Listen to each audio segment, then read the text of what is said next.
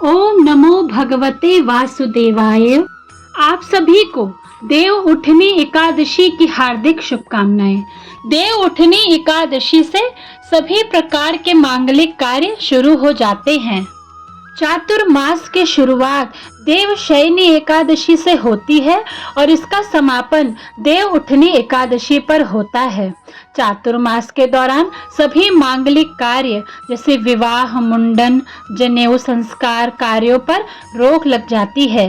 देव उठनी एकादशी से सारे शुभ कार्य शुरू हो जाते हैं। चातुर्मास के खत्म होने के बाद ही लोग नए निवेश, वाहन, प्रॉपर्टी, सोना चांदी आदि की खरीदारी कर सकते हैं। आइए जानते हैं कि साल 2023 में देव उठनी एकादशी कब रहेगी, शुभ मुहूर्त, पूजा विधि एवं पूजा का महत्व। साल 2023 में देव उठनी एकादशी 23 नवंबर 2023 को रखी जाएगी। ये एकादशी कार्तिक माह के शुक्ल पक्ष में आती है। इस दिन श्री हरि विष्णु 5 माह के बाद शयन काल से जागते हैं। देव उठने के बाद सभी मांगलिक कार्य शुरू हो जाते हैं। इस दिन रात में शालिग्राम जी और तुलसी माता का विवाह भी किया जाता है। विवाह के लिए ये दिन बहुत ही शुभकारी माना जाता है। देव उठनी एकादशी को प्रबोधनी एकादशी या देव उठान एकादशी भी कहते हैं। प्रतिवर्ष कार्तिक मास के शुक्ल पक्ष की एकादशी तिथि को यह मनाई जाती है। 23 नवंबर 2023 दिन गुरुवार को देव उठी एकादशी का पर्व मनाया जाएगा। इस दिन एकादशी तिथि शुरू होगी 22 नवंबर 2023 रात 11:03 पे और कार्तिक शुक्ल एकादशी तिथि समाप्त होगी 23 नवंबर 2023 रात 9:01 पे। पूजा के लिए जो शुभ समय रहेगा वह सुबह 6:50 से सुबह 8:09 तक रहेगा। रात्रि के समय जो मुहूर्त है वो शाम 5:23 से 8:46 तक रहेगा।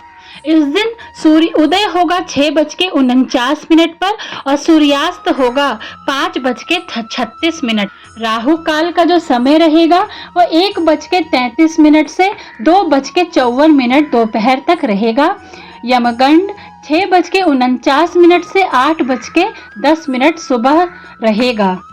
शुभ काल जो रहेंगे वो इसमें अभिजीत मुहूर्त 11:51 से 12:34 तक रहेगा।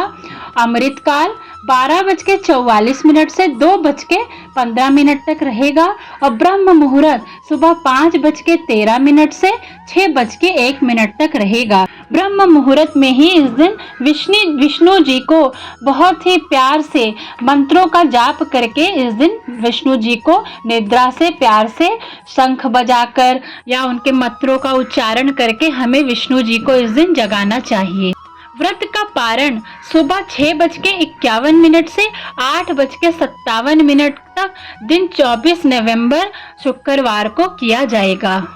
इस दिन रात्रि में आप तुलसी विवाह का भी आयोजन कर सकते हैं। तुलसी विवाह के लिए देव उठनी एकादशी सर्वोपरि दिन माना जाता है। तुलसी को विष्णु प्रिया भी कहते हैं, इसलिए देवता जब जागते हैं तो सबसे पहली प्रार्थना हरि वल्लभा तुलसी की ही सुनते हैं। तुलसी विवाह का सीधा अर्थ है तुलसी के माध्यम से भगवान का आवाहन करना। शास्त्रों में कहा गया है कि जिन दंपतियों के कन्या नहीं होती वे जीवन में एक बार तुलसी का विवाह करके कन्यादान का पुण्य अवश्य प्राप्त कर सकते हैं। आइए जानते हैं देव उठनी एकादशी का महत्व। देव उठनी एकादशी पर तुलसी विवाह होता है। इस दिन श्री हरि के शालिग्राम स्वरूप का तुलसी माता से विवाह कराया जाता है। रात्रि में उत्तिष्ठ गोविंद त्यज नित्राम जगतपतिये त्वयि सुप्ते जगन्नाथ जगत सुप्तम भवेदिदम।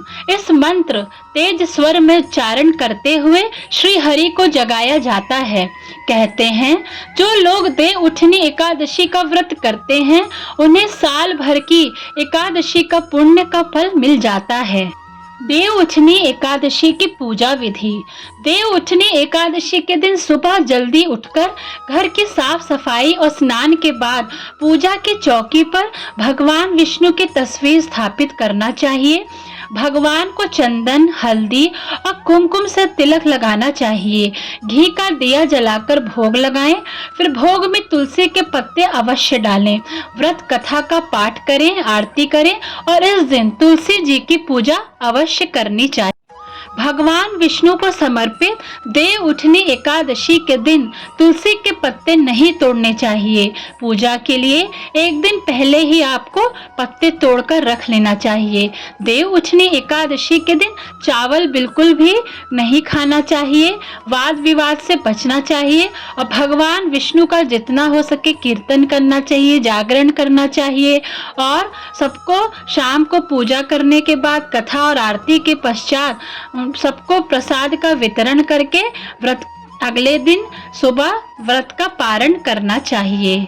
आइए जानते हैं कि तुलसी विवाह की पूजा विधि किस प्रकार रहेगी। एकादशी व्रत के दिन ब्रह्म मुहूर्त में उठकर स्नान आदि करें और व्रत का संकल्प लें। इसके बाद भगवान विष्णु की आराधना करें। अब भगवान विष्णु के सामने दीप धूप जलाएं, फिर उन्हें फल फूल और भोग अर्पित करें। मान्यता है कि एकादशी के दिन भगवान विष्णु को तुलसी जरूर अर्पित करनी चाहिए। शाम को विष्णु जी की आराधना करते हुए विष्णु सहस्त्र नाम का पाठ करना चाहिए। एकादशी के दिन पूर्व संध्या को व्रती को सिर्फ सात्विक भोजन ही करना चाहिए। एकादशी के दिन व्रत के दौरान अन्न का सेवन नहीं करना चाहिए। एकादशी के दिन चावल का भी सेवन वर्जित